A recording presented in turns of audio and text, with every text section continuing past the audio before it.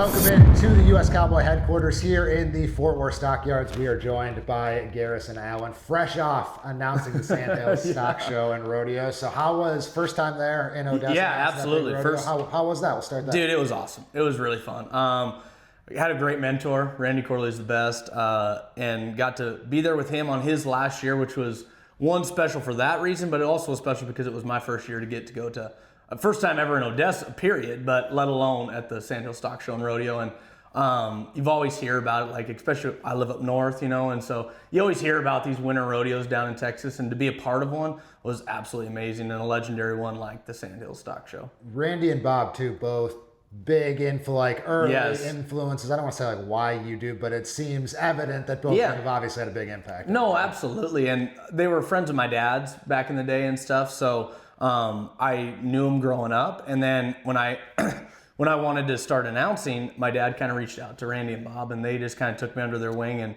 still to this day, they are huge influence on my life. And it's not just announcing, like now our relationships have grown to more, it's a friendship. Like we'll talk about life, women, whatever, we'll talk about our wives and whatever else, and just how to navigate different things. And so it's really special to have those two guys, especially because they're two legends, What was the process like when because obviously got into this at a young age, had good mentors, but what was it like? When did you decide you wanted to be a rodeo announcer? Was there anything, childhood, whatever, everyone's got their little moment that sparks it, but what was that for you? So my dad was always involved in PBR when it first started and in rodeos, and so we always were around it from behind the scenes, contract personnel side of it and whatnot. And so I always had an interest in getting into rodeo. And even in high school, I didn't really know how to go about it. And I was like, at one point, I thought I was going to try to ride bulls, and I never got on one. But I was like, man, I don't know if I'm cut out for that. Because I went down to the chutes one time. I was like, nope, absolutely I'm not doing that. And then, so I was probably 17, 18 years old. I started bugging my dad. I was like, I think I really do want to announce. And my dad just he didn't blow me up. He's like, yeah, whatever. When kids are that age, like, I don't know if they're actually into it. So bugged him for probably 2 years. And then when I was 19 years old, he took me, he called up Randy and Bob, and I went to Days of 76 in Deadwood, South Dakota with Randy Corley, and I sat there and watched him announce, and I think I announced the slack that year. And then that night at the perf, I just kind of stood back and watched him go, and I was hooked like from there. And then later that year, I went to Plains, Montana with Bob, and I was going to do the same thing.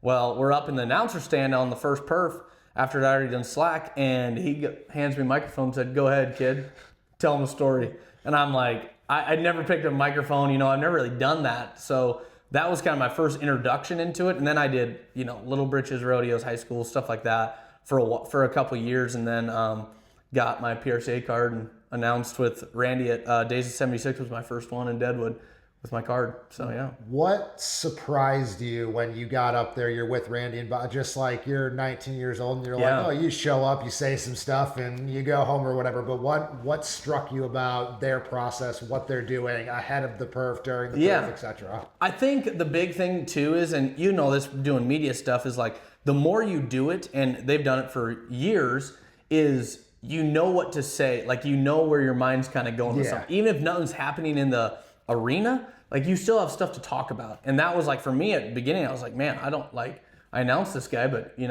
rode in, or like they're re-pulling on a bull rope and like, oh, now what I say, but they're just so good at telling the story. And that's what really kind of struck me. I was like, man, that's so cool. Like I want to get to the point where I can do that. And I think, I'm not as good as them, but like I think now that I've done this for the last few years full time, is like, okay, you understand like where you're going and the entertainment value of it. You and I were talking before this, like we're in the entertainment business. So yes, you're there to inform about the cowboys, cowgirls, the stock contractor, the community, the rodeo, all that stuff, but also it's entertainment. So you bring that in with it, and you can, talking with the clown, all that kind of stuff. So I think the thing that really got me was just when you say something and that crowd responds to it and they're cheering and going nuts, that's what really like grabbed me and pulled me in. When did you feel like, because a lot of people do this when you're a broadcaster starting out with anything, but especially someone who has the influences you have, did you feel like you were kind of just like doing an impression of them at the beginning a little bit? And then I guess I'll just go two-part double barrel question here, but like when did you feel like you were sounding like yourself at a certain point? Sure. No, and I think that's a good point. Like I have some younger guys reach out to me and ask me like, hey, what's a piece of advice? Like, you got to be yourself. You know, you can use what they say, but don't try to deliver it the same way they do, you know? And I think at the beginning you're like, and everybody I think wants to sound like Bob Tallman. Like, he's got the most iconic voice and like all this stuff. But I think at the beginning I just knew I don't have that Boyd Paul Hamus deep voice. And I think Boyd has one of the most God-given voices of all time. Like, it's just beautiful. And I don't have that. So I was like, man, I'm just going to kind of roll with it. And another guy that was big in my life was Brandon Bates, who used to do all the PBRs. And he told me one time, he said, it doesn't matter what your voice sounds like, it matters what you say. And so from then on, I just kind of took that and ran with it. And I still probably sound like I am a little boy. But, you know, it's just from then on, I was just like, you know what, I'm going to be me. And if they like it, great. If they don't, it's whatever. But I think I would say probably year 2 or 3, like I really just started doing myself, you know. And you steal little bits and pieces from everybody. Wayne Brooks, you know, Anthony Garrett, all them guys. You steal little bits and pieces and you're like, man, I love how he did that flag presentation, or love when he said this in the prayer. And you'll take little things, but for the most part, I've always just tried to be, it's my voice, my delivery. Like, that's kind of, I just want to be me. So how would you describe your style? Especially, I mean, you talk about all of these guys now, but you're 28, 29. 29, soon to be 29. Soon to be 20. I mean, that's like when you even think someone who doesn't know, when they think rodeo announcer, like you kind of alluded to, they're not expecting to see you up. Look up there. That's not what they're expecting to see. Your voice, my voice for that matter, not take anything with your voice. They're not expecting to hear that. So what are you kind of trying to bring that is different, or how would you describe your own style? Somebody asked me that too, actually in Las Vegas this last year at the NFR, and they asked me what was my style. And man, I would say that I'm informative on the Cowboys, Cowgirls, and the community and the rodeo itself. I would say I'm exciting when something exciting is happening, but I'm there to have fun. Like, it's just, that's what it is. We're all supposed to have fun, and the more that I have fun, they realize it too. So bringing, like, I don't know, I've always been pretty quick on my feet, and like, if you know my dad, like my dad has ingrained that in us, but like just bringing little bits and pieces that'll keep people laughing with the clown. Like, I never want to overstep because that's their department, but you know, feeding off of them and then feeding off of the crowd as well. And, but yeah, I would say I'm very informative. Bring a little drama when you need to, but not everything is a drama situation. Or, I mean, if a guy is 75 points, it's 75 points. Don't try to sell him like he's 90, you know? So I would say, I really try hard to kind of roll into that, is like, man, when it's exciting, get excited, but otherwise, like, it's just, we're supposed to have fun and talk with them, not to them.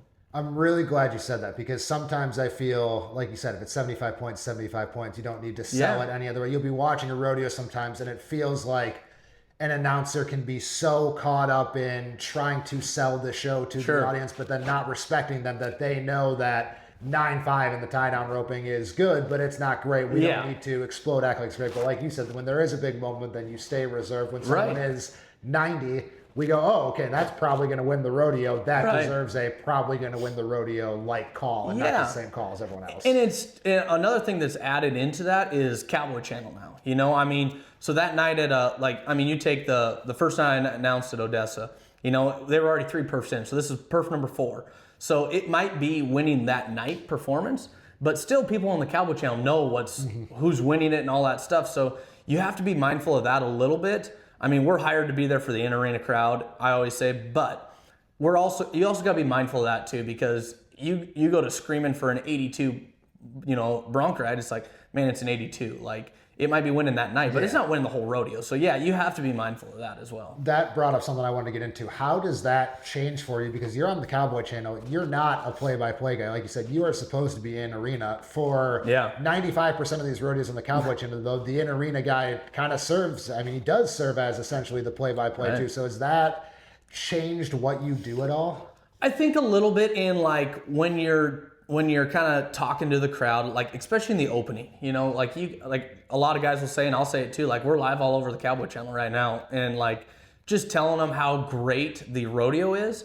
But when you get into the meat and potatoes of the rodeo, into all the events, I would say not too much for me. Like, I don't really try to feed into the Cowboy Channel very much. I know that they're there, and it's awesome that they're there, and I'm not putting it down by any means, but like I said, we're hired by that rodeo. So I'm going to talk to these fans. I'm going to talk about that stuff, talk to the clown. I know, like, some people back home, like, man, I hate when they panned over to the clown during the tie-down roping, and, you know, I missed the start or whatever. And it's like, I get that, but at the same time, like, you are getting the camera feed, what's on the big screen at the rodeo. It's not just there for you at home sitting on your couch. Like, you're getting whatever there on the big screen. So that clown might be doing something hilarious or like keep going with something that's funny that the in-arena crowd knows what's going on. But you at the Cowboy Channel might not know. So for me as an announcer, it probably doesn't change too much. I think what has changed a lot is for the clowns, how they have to do stuff and whatnot. And but I think it's a great thing for rodeo. I really do.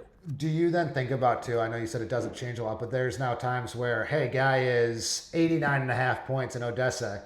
You're calling it, and now that call is, I mean, that's on the social clip for whomever, Cumic Warder, who won this week, 87 points. Yeah. Like that now goes out to tens, thousands, maybe hundreds of thousands of people if all goes well for the Cowboys, whomever posts that, which is just, again, that has to be so different from when you started even 7, 8, 9, 10 years ago getting off this. It's always just been the people there. But I think about that now too, is like, hey, do you think about doing justice to the 90-point bull ride with the clip, and not necessarily the clip in mind, but I guess you kind of know where I'm going. Yeah, no, absolutely. And I think like you want to time it just right to when, if it's a bronc ride, guys, you don't want to sell it to him when he's still on the horse. You know, wait till the pickup man pick him up. But I never really think about like what I say. Like you always want to try to sell it, especially if it's a big score like that. You want to sell it as a big thing for In-Arena and Cowboy Channel. I think I've heard myself a couple times get clipped and put on the Cowboy Channel, you know, Instagram, Facebook, whatever. And I it's funny because I think about that after the fact. I'm like, man, I should have done it different. I should have whatever else. But in the moment, I don't think about it going all over the Cowboy Channel, you know? You probably can't. But no. But I think it's something to be mindful of because you want to deliver it. And I always think like short and sweet, like your words are impactful. Like you use impactful words, short and sweet, and sell it out there, because then I think that's where you get the good guys, or good clips. Like Garrett Yergin's got some awesome ones. Lucia's got some awesome ones out there that they've sold it out, and it's not a long drawn out deal. You know, I mean, they're to the point and they hammer them, so it's cool. But I don't think about it too much. When I see it online every once in a while, I'll be like, dang it, I should have said something different there. but yeah, like I said, it's just not something, and you don't know at the time. I mean, if they're going to clip it, who's going to clip it, how it's going to be distributed, which again, I think about that a lot, because when you look at Jeff and Butch, who have been doing play-by-play at the NFR, and they know, like Jeff knows that he is the play-by-play guy, Butch is the color guy. That is a completely different job than the in-arena. But a lot of these now, you have your Fort Worth, your San Antonio, these big rodeos that don't have a true play-by-play guy. And again, Anthony at Fort Worth has kind of got to do both, and there's a big enough audience that you have to do justice to it. I think that's just such a hard middle ground to strike, and again, it's not something that you even thought you would ever have to do, or even maybe set out to do when you started there. So I just find that to be a really interesting kind of, like I said, place to be. Yeah, absolutely. It is. It's something I think you need to be mindful of as a rodeo announcer, but like I wouldn't put, like you said, I wouldn't put so much emphasis on being that guy when you are hired to be in arena, you know? So, but yeah, I do think about it more and more the more I'm on the Cowboy Channel for sure.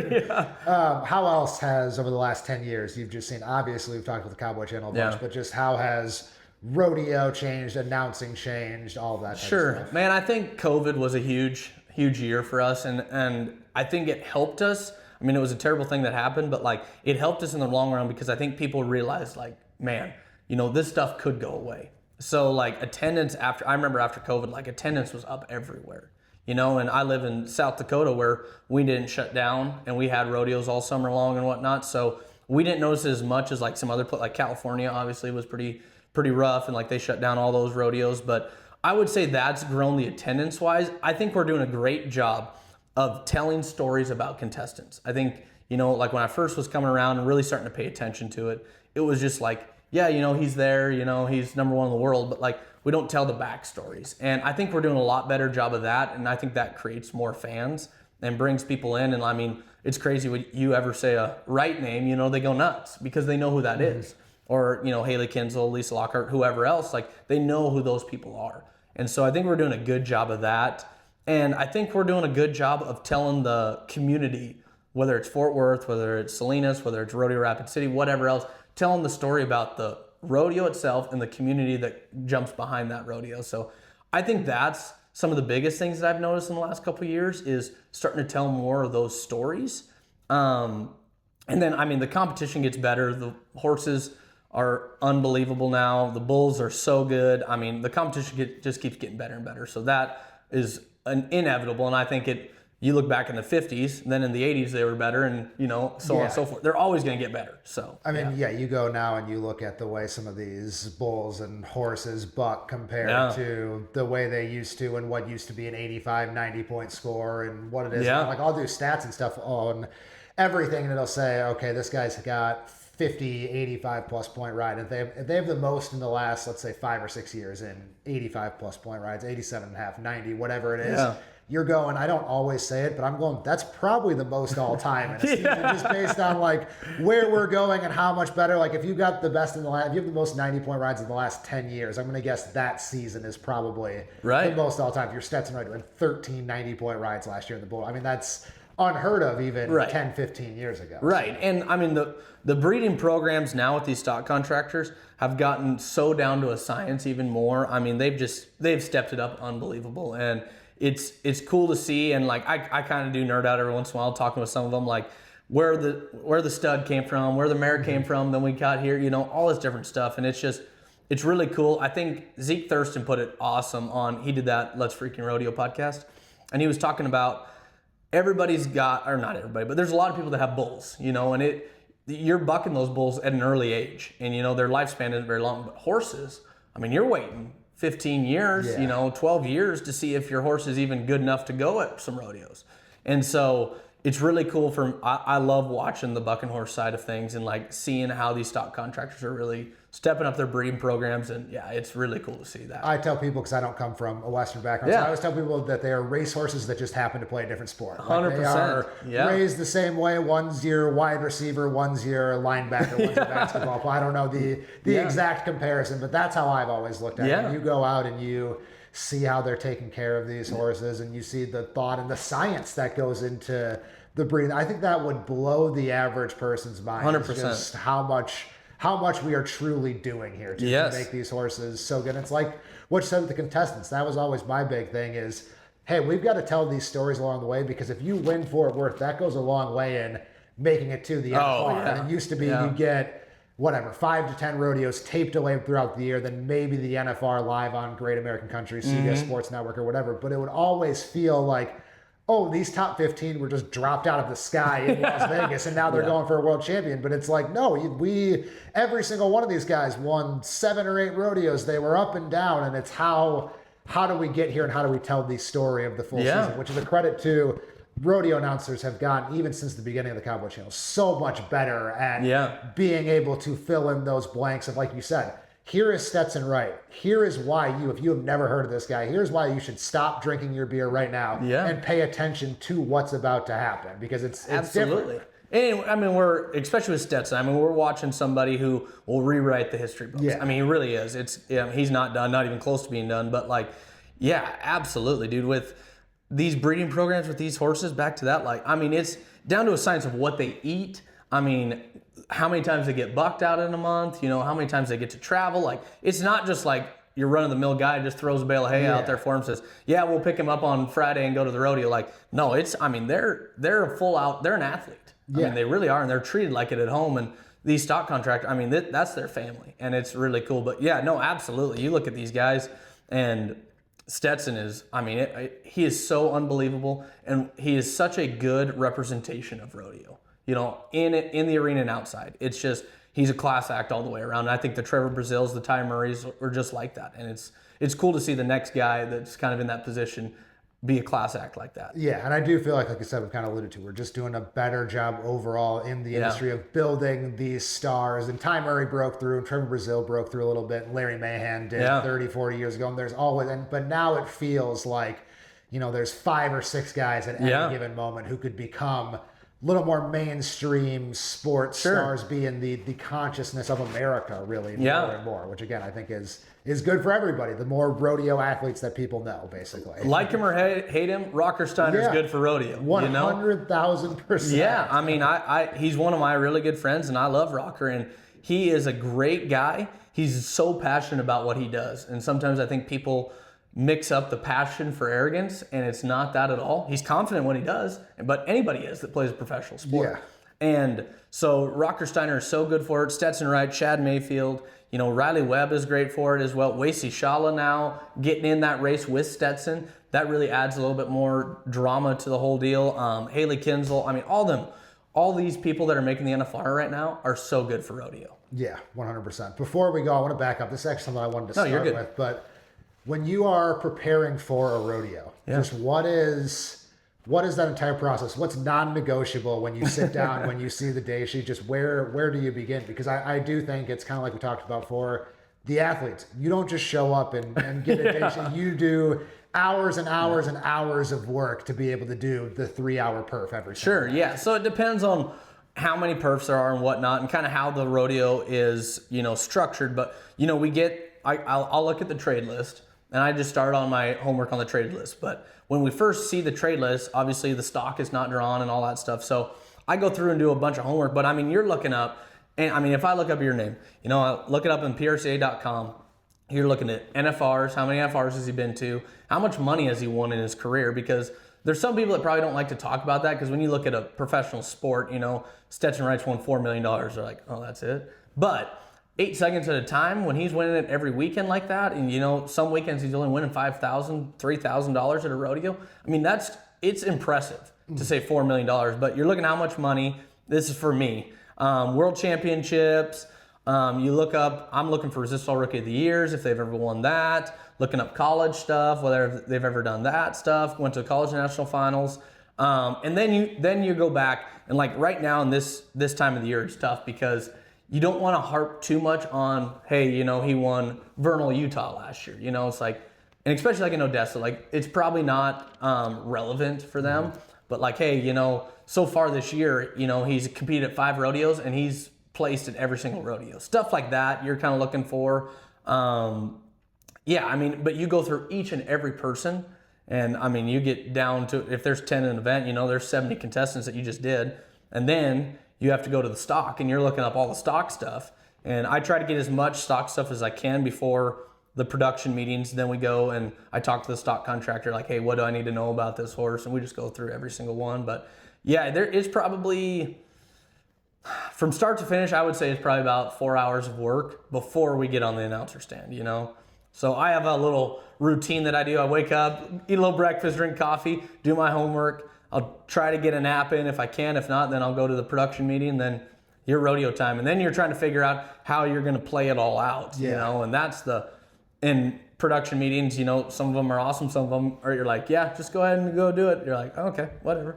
So I'll make it up as I go. But you just try to put all those pieces together. And then at the very end, you start in and just keep rolling with it. But yeah, there is a lot of work. I know when I first started dating my wife, she didn't know how much work goes into it. I was like, yeah, it's all day. Yeah, I mean, I find that to be announcers with every single. So like I said, I like the boards that like football announcers, where they got every position in there. Like I showed them to my dad to be like, hey, here's what these guys are actually doing. Because it's like a long crusade of mine that I just don't think announcers, any sport, get enough credit for anything that they are doing. Because again, you look up there, I'm sure there are hundreds, if not thousands of people over the course of, let's use Odessa as the example, who look up there and say, I could do that. And the reality is you could not 99 times out of 100. So. Well, if I can do it, I know anybody can do it. So you're just fine. But yeah, there's a lot. I mean, because then you got a stat screen with like, and especially in the time event at Odessa, because there's 2 rounds. It's a 2-header. So you're looking at,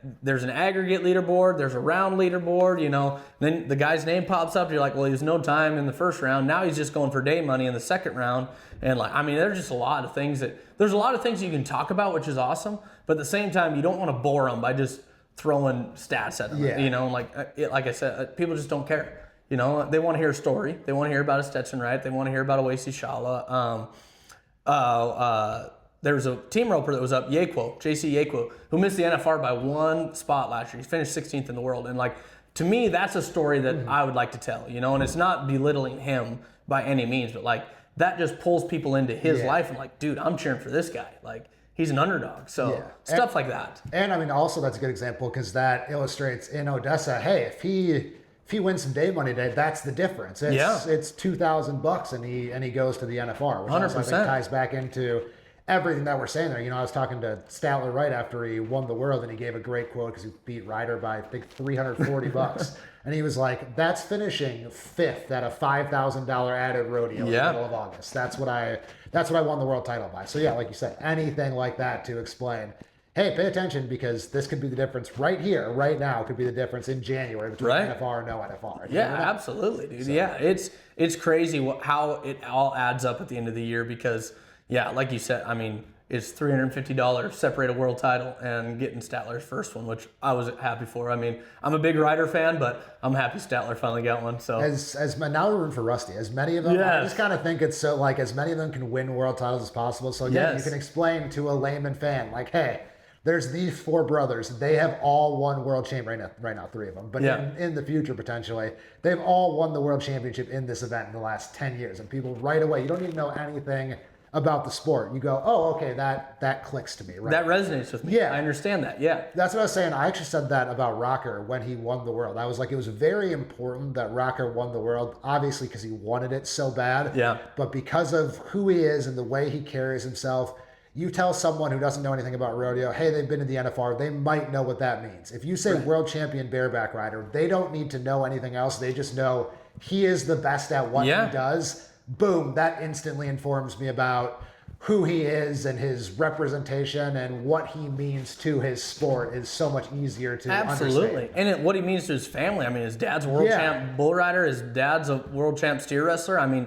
that stuff, he's just adding to the legacy. I mean, that's the stuff people, I think, and if I was a fan, I try to put myself in their shoes, like, I would want to know that stuff. Yes, something easy to sell right there. And I when I go to a football game, like, I get, like, Brock Purdy, is a great quarterback and starting quarterback for the 49ers, but I like to know that Brock Purdy was the last pick in the draft. Like, that's the stuff that makes it relevant for a guy that's irrelevant, I think it's awesome, So what is Rapid City coming up, but just what's the next couple months? What are we looking forward to? Where can we see you? Rodeo Rapid City, the reigning large indoor rodeo of the year. We start a week from tomorrow. Week from tomorrow. Rodeo Rapid City, Extreme Bull Riding Friday night, Extreme Bronx Saturday, and then we get into the rodeo the next week. After that, I go to Sioux City, Iowa, Rodeo Grand Island, and then I'll do Valley City, North Dakota, the North Dakota Winter Show. There's a couple more right there, but I can't think of it right now. But so we'll start out and just start going down into March, and then I'll be able to kick it off in the summertime, man. We'll go to Darby. Started out the extreme bareback riding in Darby, then Monticello, Utah, North Platte. I'll be at Reno. I'll be at Basin City, Washington, and then we'll hammer it out right there. But yeah, Rodeo Rapid City is the next big one, and this is 100 years of Sutton Rodeo this year. So it's a really cool story that the Sutton family is. Where I live in South Dakota, they're iconic, but in rodeo in general, I mean, they're iconic. They're one of very few stock contractors that have brought stock to every single NFR.